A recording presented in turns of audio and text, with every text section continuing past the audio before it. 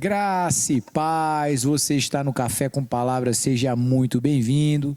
Eu sou o pastor Igor e nós estamos aqui na nossa temporada falando sobre chamado, encargo e engajamento. Eu já quero pedir para que você possa estar aí curtindo o vídeo, deixando o seu like, marcando o sininho das sinalizações para você sempre estar recebendo aqui os novos vídeos do canal, seja do Café com Palavra, seja das outras séries que nós temos aqui no canal, sempre uma palavra para edificar a sua vida.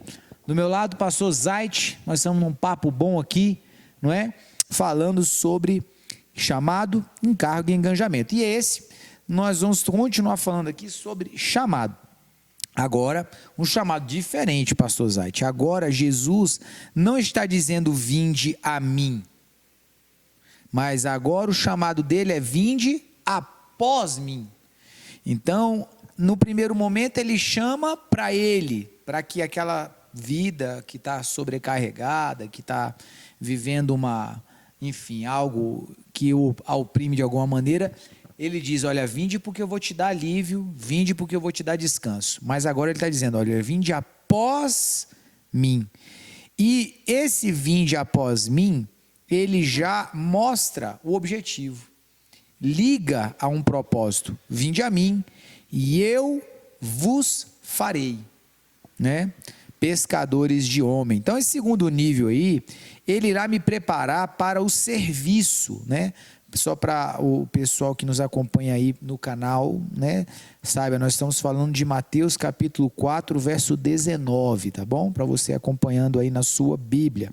Então, esse segundo nível irá me preparar para o serviço e iniciar o processo de apontamento da minha designação ministerial, a minha vocação. Algumas pessoas, pastor, perguntam sobre a diferença de chamado para vocação.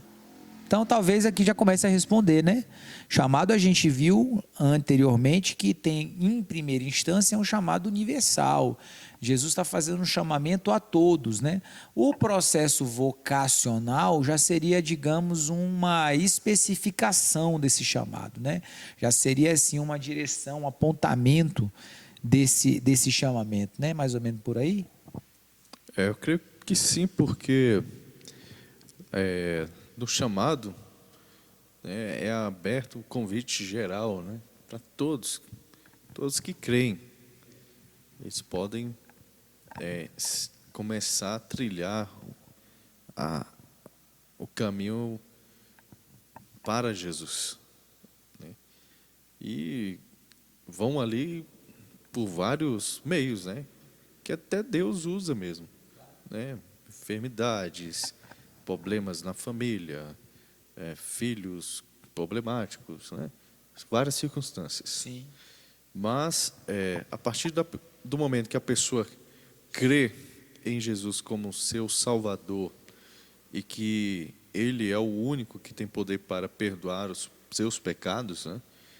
Então, a pessoa também ela passa a sentir no seu coração de que ela tem um dever, né, para com aquele que o salvou, resgatou, né, que a gratidão dele deve se expressar de alguma forma também, né? Porque a nossa dívida imensa foi paga pelo sangue do Filho de Deus, né, Jesus Cristo. E ele fez isso para nos salvar, sim, nos resgatar, mas tem muito mais no plano da salvação do que simplesmente, vamos dizer assim, não só perdoar o pecado, que tua dívida ali, pronto. Tem mais coisas envolvidas nesse plano da salvação. Verdade. Então, esse é o chamado geral, né? Agora, a vocação mesmo, né, é você começar a se dispor a entrar num treinamento para ser mais habilitado, né? Se tornar habilitado. Tem muitas pessoas que têm a vocação, né, vamos dizer assim, para tocar um violão. Sim. Mas às vezes ela não tem tanta habilidade, mas ela precisa de treino, ela precisa gastar tempo aprendendo com um professor, alguém que vai lhe ensinar melhor, né, as técnicas para que ele possa dominar aquele instrumento.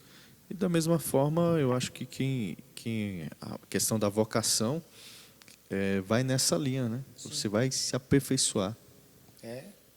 Verdade, eu creio assim também. A vocação, é evidente que existe o dom da parte de Deus, que é algo que não pode ser alcançado nem adquirido de forma natural, mas existem também os talentos que precisam sim ser desenvolvidos, estes aí, não é? Por exemplo, o Senhor, ele me deu um dom ministerial, que é a capacidade de pregar a sua palavra, né? De ser um pregador. Mas isso não quer dizer que eu não tenha que buscar talentos através da oratória, através da retórica, através da própria hermenêutica, maneiras de me expressar melhor, né? De alguma forma contribuir para aquela vocação que foi ali apontada. E aqui o Senhor diz, olha, vinde após mim. E o que eu vou fazer? Eu vou tornar vocês pescadores de homens. Então, esse segundo chamamento aqui, ele é bem já interessante. Aqui Jesus já não está mais falando sobre as minhas necessidades. Agora aqui Jesus já está mostrando as necessidades do reino. Ele já está colocando essa pessoa que responde a esse chamamento em um alinhamento com o reino dele. Então, em primeiro lugar, o primeiro chamamento é você e qual é a sua necessidade, eu estou aqui para resolver. O segundo chamamento é me segue, porque agora eu vou te mostrar quais são as necessidades do reino de Deus, e nelas eu quero colocar você. Então, nesse segundo momento aqui de chamamento, esse aqui é um processo que a gente chamaria ele aí de discipulado. A gente dá o nome de discipulado e nada mais é do que ensinamento, alinhamento, entendimento sobre o altar pessoal, das práticas espirituais, ensinamento através de provas, né, que vão nos habilitar, que vão checar a nossa fé. E aqui é interessante porque eu quero falar de uma galera bem curiosa, né, que a gente vê ali em alguns textos. Nós temos então, em primeiro lugar, uma geração que eu gosto de chamar de a geração de João 6. Essa geração de João 6 aí é interessante, né? Porque é uma geração que Jesus diz assim para elas: olha, vocês me buscam, mas vocês me buscam não pelos sinais que vocês viram. Vocês me buscam porque vocês comeram pão e se saciaram. Aqui a gente pode fazer um paralelo com aquilo que nós falamos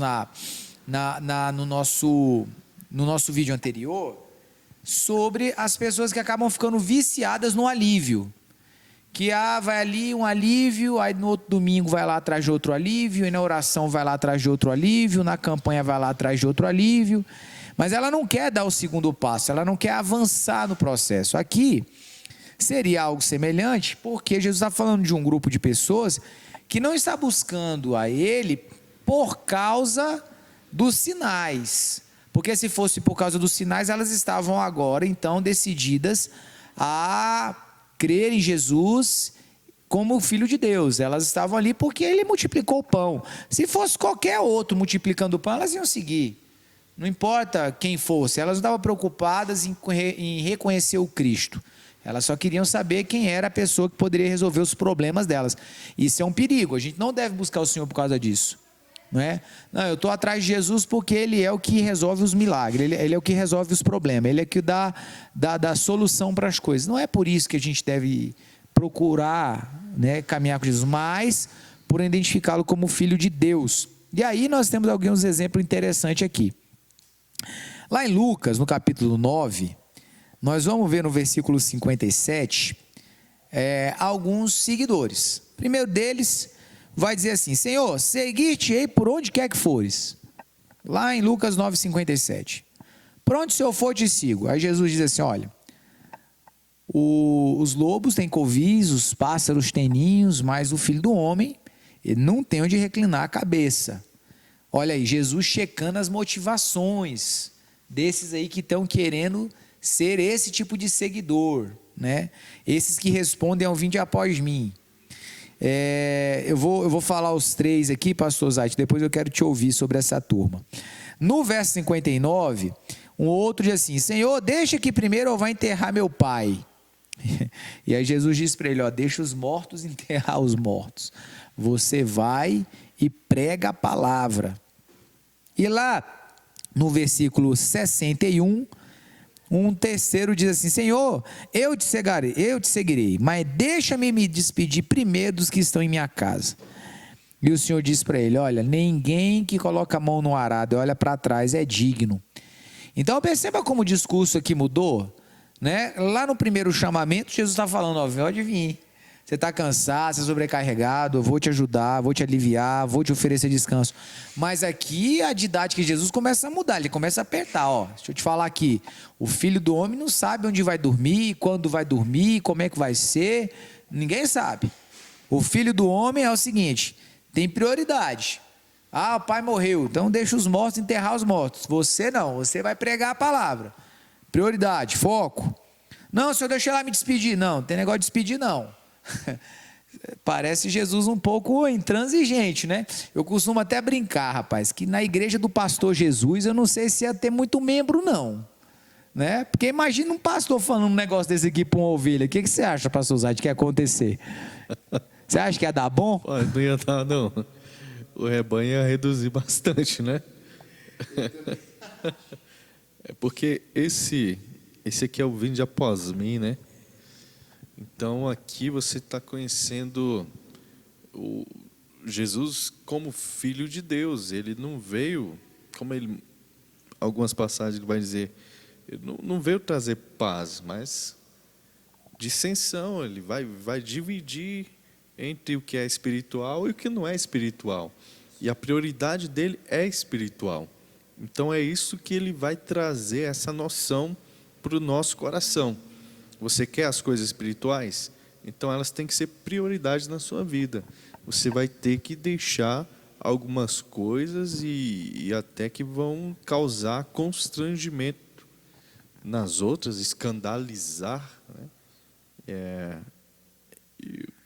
Nós tivemos a nossa IGL ontem, o senhor comentou isso, né? Que o evangelho ele escandaliza, né? Ele provoca reações que são perturbadoras no coração. Deveria, pelo menos, né? Deveria.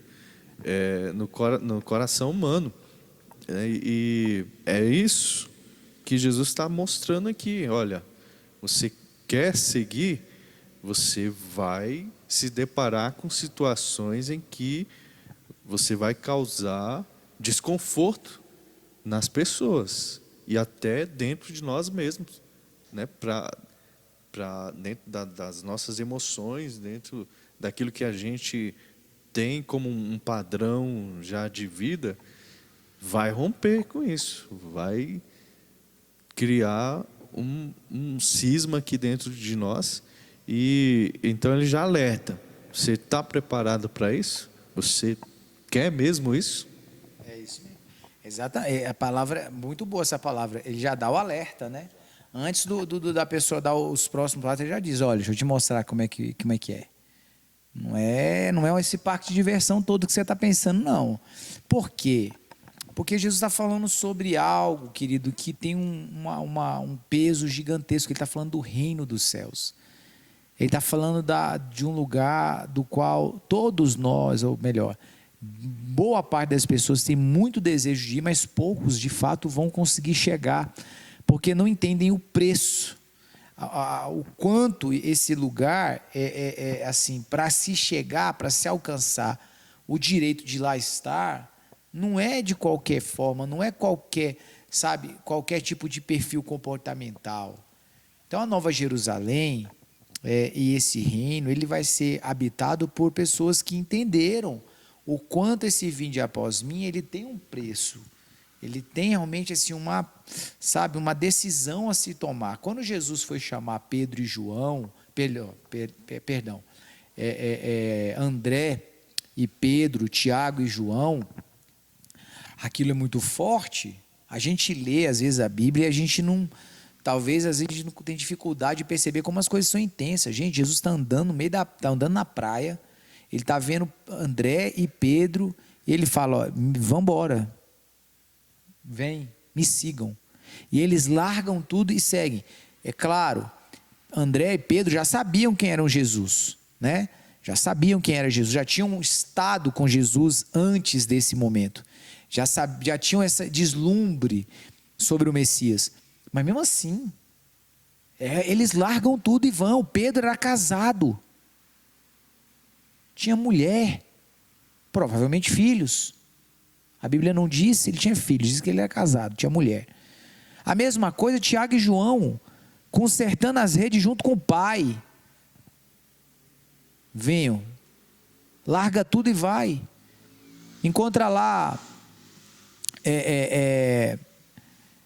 Levi, né, Mateus na coletadoria, falei certo? Enfim, de fazer coleta, né? Ele era funcionário público, estava lá fazendo o trabalho dele. Larga tudo aí, me segue. E ele larga e vai. Olha como é que isso é forte, como é que isso é intenso. Imagina você que tem seu emprego, tem seu serviço público, passou no concurso, Jesus passa lá na porta do seu setor e fala, larga tudo aí, vamos embora. Já pensou? Pode falar. Sim, pastor, também essa vida espiritual que Jesus propõe é uma nova proposta, né? Então ela muda a nossa rotina. Muda tudo. Então, tem horas que você vai ter que ouvir o Espírito Santo falando contigo. E aí ele vai dizer, hoje você está cansado, mas eu vou te acordar às 3 da manhã. Desse jeito. Né? Ou, não, eu quero que você faça aí um período de jejum por tantos dias. Né? E muda a nossa rotina. Muda. Cria algumas... Nos tira da zona de conforto. Tira da zona de conforto, né? E essa é a cultura do céu para a gente. Isso mesmo.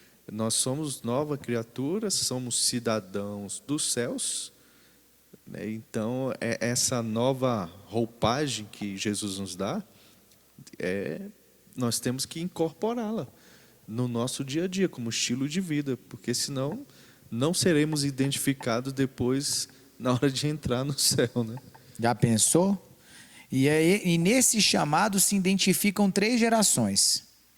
A primeira geração é aquela que só está buscando pelos milagres, só está querendo saber do alívio momentâneo e não quer compromisso nenhum com o Filho de Deus, só quer saber do milagreiro. A segunda geração é essa, do duro é esse discurso. Quem pode ouvir isso? Que é essa turma aqui do sigo para onde o Senhor for, só me deixa enterrar meu pai, só me deixa...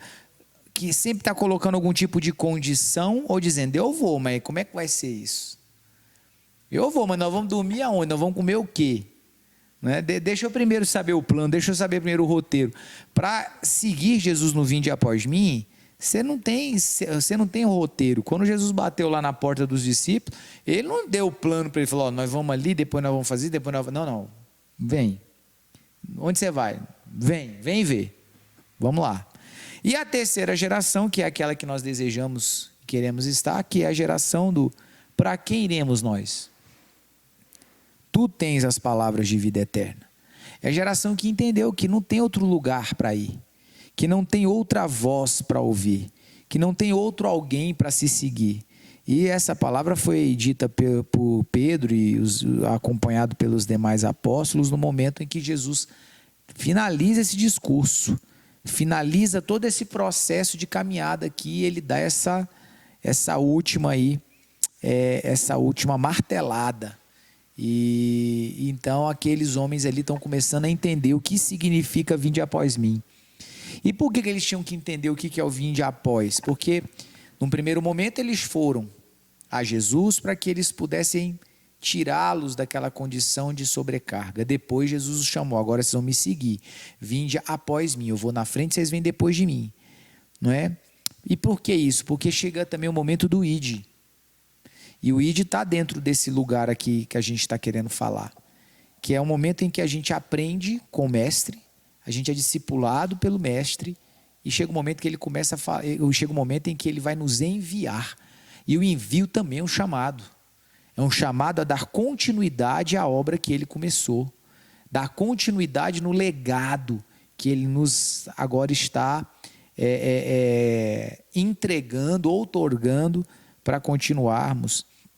Então, nesse ponto eu já encontrei o lugar de descanso, eu já entendi que sou quem eu sou como seguidor, né? Que tipo de geração eu sou, e agora eu estou apto para dar esse passo de assumir esse compromisso com o legado do reino de Cristo, ser um embaixador do reino dele, ser alguém enviado por ele, falar em nome dele, não é?